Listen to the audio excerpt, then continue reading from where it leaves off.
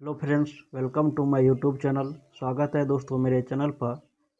आज आप लोगों को एक कहानी सुनाने जा रहे हैं जिसका शीर्षक है, ये कहानी है हिस्ट्री सीटर और कंजूस लखपति की।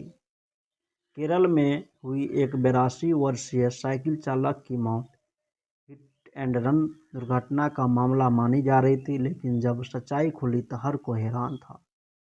शख्स की बेटी की बदौलत बैंक में काम करने वाली सरिता और एक हिस्ट्री सीटर की साजिश का खुलासा हुआ। सरिता ने पहले पैसे हड़पे, फिर सबूत छिपाने के लिए हत्या की साजिश रची थी। इसकी हेडलाइन देख लेते हैं। 23 मई 2024 को हुई थी पपाचन नाम के बुजुर्ग की हत्या। हत्या को हादसे की शक्ल देकर बड़ी साजिश की थी तैयारी। हिस्ट्री सीटर की कॉल डिटेल से मिला मैनेजर सरिता का सुराग। क्या है मामला, चलिए देखते हैं। तारीख थी 23 मई 2024। वक्त सुबह के करीब 11 बजे और जगह केरल का कोल्लम इलाका। पुलिस को खबर मिलती है कि साइकिल से घर लौट रहे सी पपाचन नाम के एक शख्स को कार ने टक्कर मार दी है। गंभीर हालत में शख्स को अस्पताल में भर्ती कराया जाता है, लेकिन इलाज के दौरान अगले दिन उसकी मौत हो जाती है। पुलिस हिट एंड रन का केस दर्ज करती है और सीसीटीवी कैमरों के जरिए टक्कर मारने वाली कार की तलाश में जुट जाती है। हालांकि कुछ दिन बाद ही कार चलाने वाला अनिमोन नाम का व्यक्ति पुलिस के सामने सरेंडर कर देता और कानूनी कार्रवाई के बाद उसे जमानत मिल जाती है। आरोपी के सामने आने के बाद लगता है कि केस सॉल्व हो गया, लेकिन तभी मामले में एक नया मोड़ आता है। दरअसल इस हादसे में जिस पपाचन की मौत हुई वह काफ़ी रईस था, लेकिन साथ ही हद से ज़्यादा कंजूस भी था। इतना कंजूस कि बैंक में लाखों रुपए जमा होने के बावजूद हर जगह साइकिल से ही जाता था। उसकी मौत के बाद जब परिवार के लोग पहुंचे तो बेटी को कुछ शक हुआ और उसने पुलिस में मामले की शिकायत दर्ज कराई। पुलिस ने छानबीन शुरू की और कड़ियों को जोड़ते हुए जब केस का खुलासा किया तो कत्ल की एक ऐसी कहानी खुलकर सामने आई जिससे पुलिस अफसरों को भी हैरान कर दिया। 82 साल के पपाचन अपने परिवार से दूर केरल के कोल्लम में अकेले रहते थे। उनकी पत्नी सरकारी स्कूल से रिटायर्ड टीचर थी और लगभग 100 किलोमीटर दूर कोट्टायम में रहती थी। बेटा मिडिल ईस्ट के एक देश में और बेटी उत्तर प्रदेश में थी। मौत के बाद शोक सभा के लिए परिवार के लोग पहुंचे तो उनकी बेटी ने बैंक जाकर अपने पिता के अकाउंट का ब्यौरा मांगा। पिता का खाता कोल्लम में मुथुट्टू मिनी निधि लिमिटेड की शाखा में था, लेकिन ब्रांच मैनेजर सरिता ने खाते के बारे में कुछ ठीक ठाक जवाब नहीं दिया।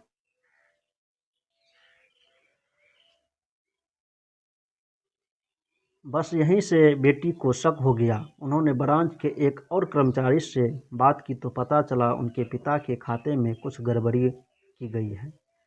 बेटी ने तुरंत पुलिस में शिकायत दर्ज कराई और उनके पिता की मौत का मामला एक बार फिर से खुल गया। पुलिस ने सबसे पहले आरोपी ड्राइवर की हिस्ट्री और उसकी कॉल डिटेल्स खंगाली। इंडियन एक्सप्रेस की एक रिपोर्ट के मुताबिक छानबीन में पता चला कि ड्राइवर अनिमोन एक हिस्ट्री सीटर है।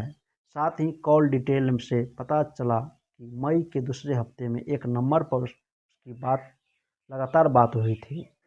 पुलिस ने नंबर की जानकारी निकाली तो अफसर हैरान रह गए।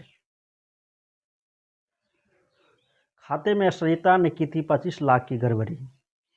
ये नंबर किसी और का नहीं बल्कि ब्रांच मैनेजर सरिता का था। पुलिस के अफसर सोच में पड़ गए कि आखिर एक हिस्ट्री सीटर की कॉल डिटेल में ब्रांच मैनेजर सरिता को नंबर क्यों है। और पुलिस ने इन दोनों के बीच का कनेक्शन तलाशना शुरू किया। इधर पपाचन के परिवार ने उनके खाते में हेरफेर का शक होने पर ऊपर के अधिकारियों से भी शिकायत की थी और जांच में पता चला कि उनके खाते में 25 लाख रुपए की गड़बड़ी हुई है। ये रकम सरिता ने निकाली थी और बाद में वापस कर दी। मामले में एक्शन लेते ही अधिकारियों ने सरिता को एक दूसरे अधिकारी सहित नौकरी से निकाल दिया। 5 साल से अनीमोन को जानती थी सरिता। इसी बीच सरिता और कार ड्राइवर के बीच कनेक्शन की खोज रही पुलिस को भी सफलता मिल गई। दरअसल करीब 5 साल पहले सरिता कोल्लम में एक फाइनेंस कंपनी में काम करती थी। यहाँ अनीमोन भी काम करता था। जो लोग इस कंपनी से कार लोन लेने के बाद किस्त नहीं चुका पाते थे, अनीमोन ऐसे लोगों से गाड़ी रिकवर करता था। सरिता और अनीमोन की पहचान यहीं पर हुई थी। इसके बाद सरिता मुथूट मिनी निधि लिमिटेड में ब्रांच मैनेजर बन गई और यहाँ उनकी नज़र पपाचन के बैंक अकाउंट पर पड़ी। पपाचन की रकम पर सरिता ने लिए 4 लोन। पपाचन लखपति थे लेकिन रहते गरीबों की तरह थे। यहाँ तक कि उनकी आने जाने के लिए भी उन्होंने एक साइकिल खरीद रखी थी। ब्रांच में 76 लाख रुपये की बड़ी रकम जमा होने के साथ साथ उन्होंने शेयर मार्केट में भी अच्छा खासा इन्वेस्टमेंट किया हुआ था। हालांकि पपाचन को पैसे खर्च करने में से ज़्यादा खुशी उन्हें बचाने में मिलती थी। पपाचन ने एक दिन जब अपनी पासबुक में एंट्री कराई तो देखा कि उसके खाते में जमा रकम पर ब्याज नहीं मिल रहा है। उन्होंने पूछताछ की तो ब्रांच के एक कर्मचारी ने बताया कि मैनेजर सरिता ने उनकी रकम पर 4 लोन लिए थे। इस बारे में जब पपाचन ने सरिता से पूछा तो उसने साफ साफ इनकार कर दिया।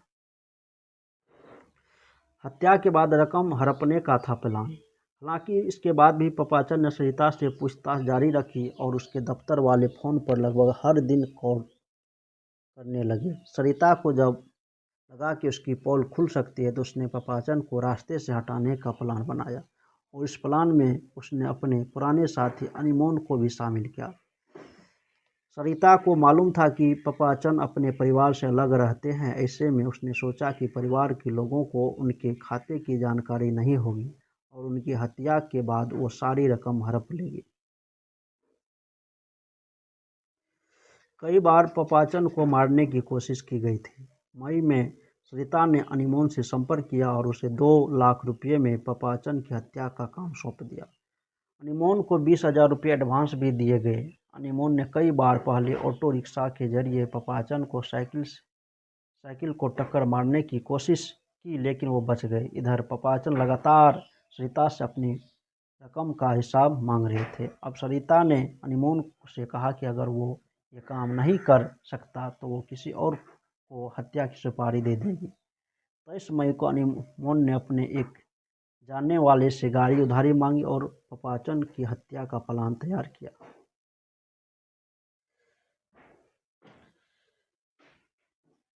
साजिश को अंजाम देने के लिए सरिता ने पपाचन को कॉल किया और बताया कि वो मिलकर उसकी रकम के मामले को सुलझाना चाहती है। पपाचन ने साइकिल उठाई और इसकी बताई गई हुई जगह के लिए निकल गए। हालांकि रास्ते में जैसे ही पपाचन एक सुनसान जगह पर पहुंचे, अनीमोन ने उन्हें पीछे से टक्कर मारकर उन्हें कुचल दिया। इस दौरान अनीमोन के गैंग के लोग पहले से वहां खड़े थे, जो टक्कर लगते ही पपाचन के पास पहुंचे और जानबूझकर उसे अस्पताल पहुंचाने में देरी की। अगले दिन 24 मई को अस्पताल में उसकी मौत हो गई। सरिता की इस साजिश का पर्दाफाश कभी नहीं होता अगर पपाचन की बेटी मामले में एक्टिव न हुई होती। मेरा वीडियो आपको कैसा लगा? वीडियो अच्छा लगा तो वीडियो को लाइक कीजिएगा और चैनल को पहली बार देख रहे हैं चैनल को सब्सक्राइब कर लीजिए। धन्यवाद।